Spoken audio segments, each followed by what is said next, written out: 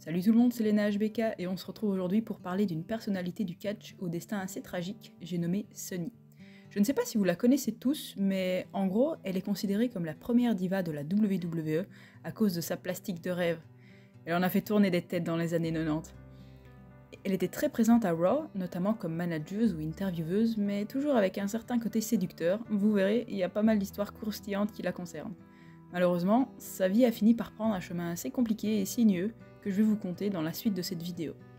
Sunny, de son vrai nom Tammy Lynn Sitch, est née le 7 décembre 1972 à Matawan, dans le New Jersey. Elle a été élevée dans une famille plutôt stricte. En effet, son père était un vétéran de la US Navy, son côté militaire a donc dû se faire sentir dans son éducation. Et contrairement à beaucoup de personnes qui ont passé leur enfance à être fans de catch pour devenir ensuite eux-mêmes catcheurs, Sunny est rentrée dans le monde du catch par une porte différente. Au lycée, son petit ami n'était autre que le catcheur Chris Candido, qui à l'époque était déjà dans le monde du catch depuis l'adolescence.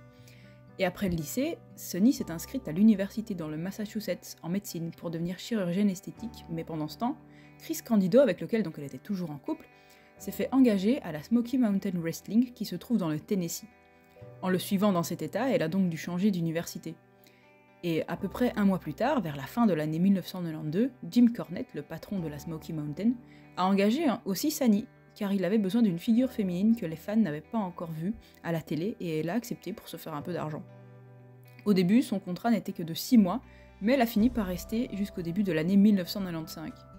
Le premier personnage qu'elle a joué sous le nom de Tammy Fitch, donc presque comme son vrai nom, était une heel fan de Hillary Clinton qui menaçait de poursuivre en justice la fédération pour discrimination envers les femmes. Et le 19 juin 1993, elle a même fait une apparition à la ECW à l'événement Super Summer Sizzler Spectacular. Ensuite, elle managea Brian Lee ainsi que Chris Candido, donc qui était toujours son petit ami dans la vraie vie, et ensuite elle les managea en tant qu'équipe et ils ont même gagné les titres par équipe de la SMW en mai 1994 contre The Rock'n'Roll Express. Mais en fin d'année 1994, c'est le début des choses sérieuses puisque Bruce Pritchard la téléphone pour lui proposer de travailler à la WWF.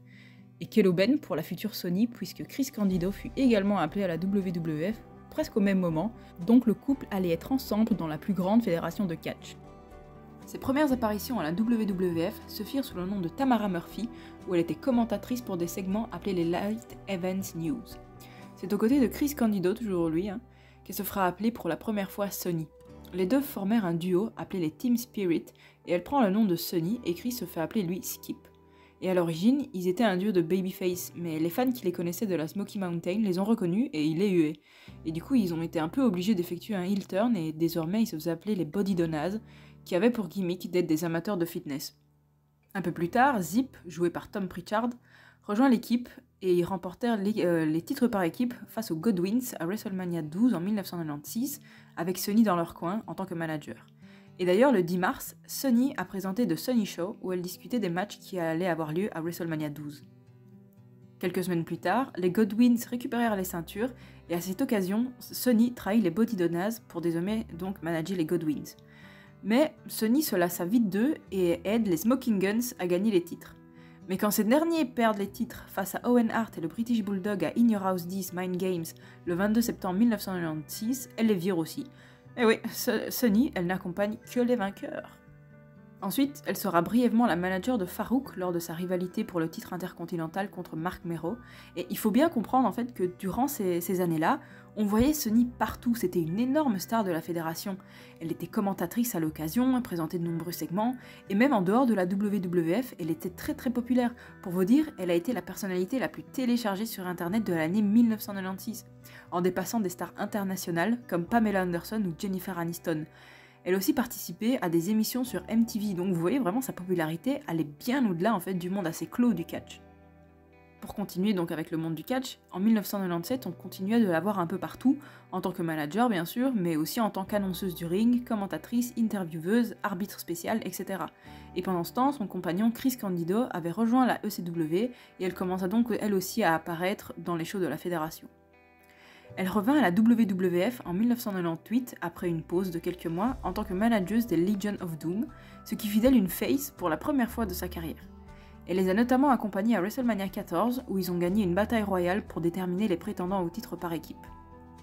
Mais 1998 a déjà été le début de la fin pour Sunny, puisqu'elle a été renvoyée de la WWF en juillet de cette année-là, pour diverses raisons, et notamment pour avoir de sérieux problèmes en backstage avec Sable, ses problèmes d'addiction aux antidouleurs, et pour ne pas s'être présentée à de nombreuses reprises au show.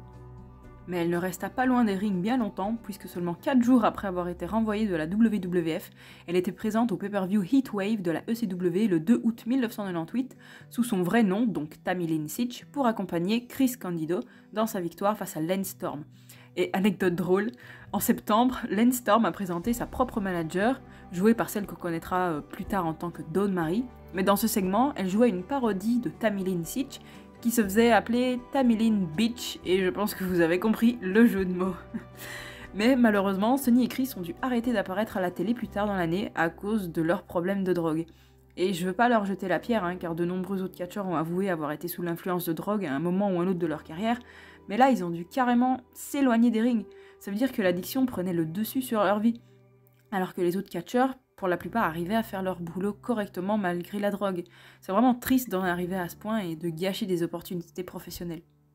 Enfin bref, je m'éloigne un peu, mais ils ont quand même fini par revenir à la ECW, et Sonny a eu un début de rivalité avec Francine, mais elle a vite été coupée court, car elle a enfreint son injonction d'éloignement envers sa mère, et c'est vraiment dingue d'avoir quand même sa propre mère qui va voir la police pour demander une injonction d'éloignement contre son enfant. Je vous ai dit, la carrière de Sonny n'a vraiment pas été un long fleuve tranquille, et sa vie non plus. Mais ensuite, elle est encore revenue, et dans un épisode de la ECW on TNN en octobre 1999, elle a même évoqué ses problèmes d'addiction.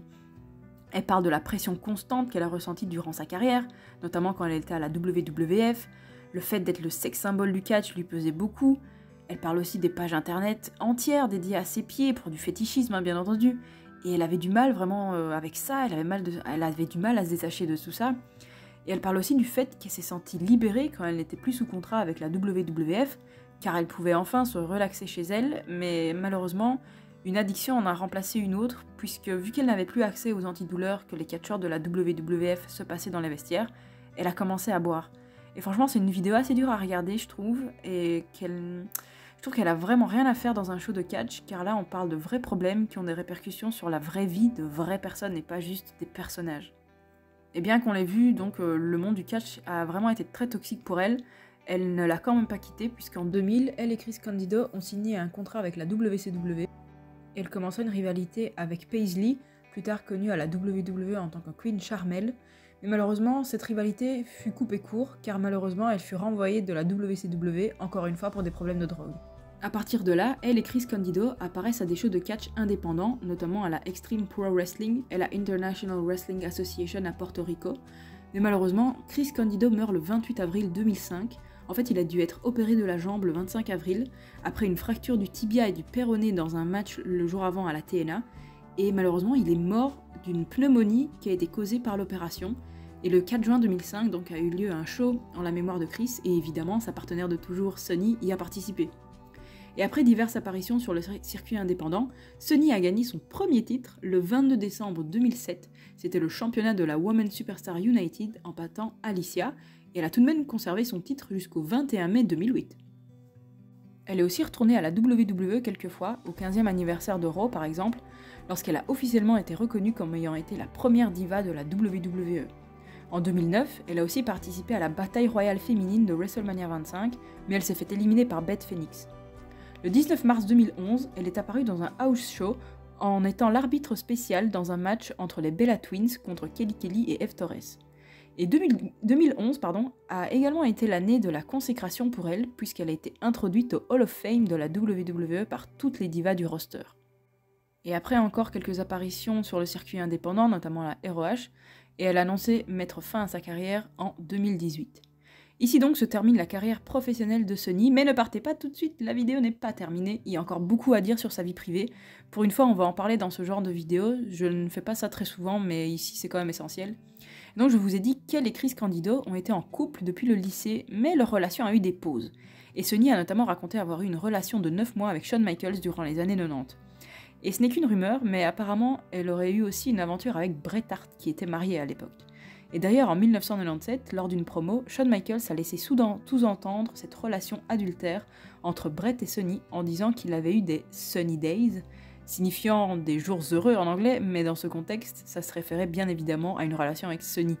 Et cet incident a participé à la haine qu'éprouvaient Shawn Michaels et Bret Hart l'un pour l'autre. Mais je vous ai dit, ça n'a jamais été confirmé par aucune des parties. Elle a aussi pris part à du contenu pornographique, bien qu'elle ait rejeté dans un premier temps une offre de Playboy en 1997 pour poser nue. Et en fait, entre 2001 et 2003, elle a accepté de poser nue pour le site pour adultes Wrestling Vixens, mais elle dira plus tard avoir regretté d'accepter de faire ça. En 2016, la société Vivid Entertainment a sorti un film pornographique appelé Sunny Side Up in Through the Back Door. Et enfin, en 2020, après être sortie de prison, elle a ouvert un compte OnlyFans pour publier du contenu à caractère sexuel. Et c'est triste car on voit bien qu'elle n'a fait ça vraiment parce qu'elle avait besoin d'argent, pas parce qu'elle avait envie de le faire, puisqu'elle n'a pas accepté le contrat à 6 chiffres que lui avait offert Playboy en 1997 pour poser nue. Et là on arrive dans la toute dernière partie de cette vidéo, et on va parler de ses problèmes avec la justice, et franchement c'est pas fun du tout. Je vais pas tout vous détailler car il y a malheureusement beaucoup à dire et c'est souvent la même chose, mais en gros en 2012, en l'espace d'un mois, elle a été arrêtée 5 fois pour conduite inappropriée, violation d'injonction d'éloignement et cambriolage au 3e degré. Et en 2013, elle a été arrêtée encore une fois pour violation d'injonction d'éloignement et a fait 114 jours de prison. Et ensuite, entre 2015 et 2020, en gros, elle a été arrêtée plein de fois pour conduite en état d'ivresse. Et après des allées et venues en prison, et elle est sortie pour la dernière fois en tout cas, le 9 juin 2021. Mais malheureusement, elle ne s'est pas calmée pour autant, au contraire, puisque le 25 mars 2022, elle a percuté à pleine vitesse une voiture arrêtée au feu rouge, ce qui a provoqué la mort d'un homme de 75 ans. Et Sonny avait dans son sang 3 fois et demi la limite d'alcool autorisée. Et elle a plaidé la non-contestation le 16 août 2023, et là elle risque jusqu'à 25 ans de prison. Et c'est bien triste d'en finir comme ça, mais je pense que malheureusement il n'y aura plus rien à dire sur Sonny. Elle va très probablement passer un long moment en prison, si ce n'est la fin de sa vie. Et du coup voilà, c'était l'histoire de la très controversée Sonny, une star déchue qui avait le hit factor, mais que ses démons ont fini par rattraper. C'était Léna HBK, je vous dis à la prochaine pour une nouvelle vidéo, j'espère que vous avez apprécié celle-ci, salut.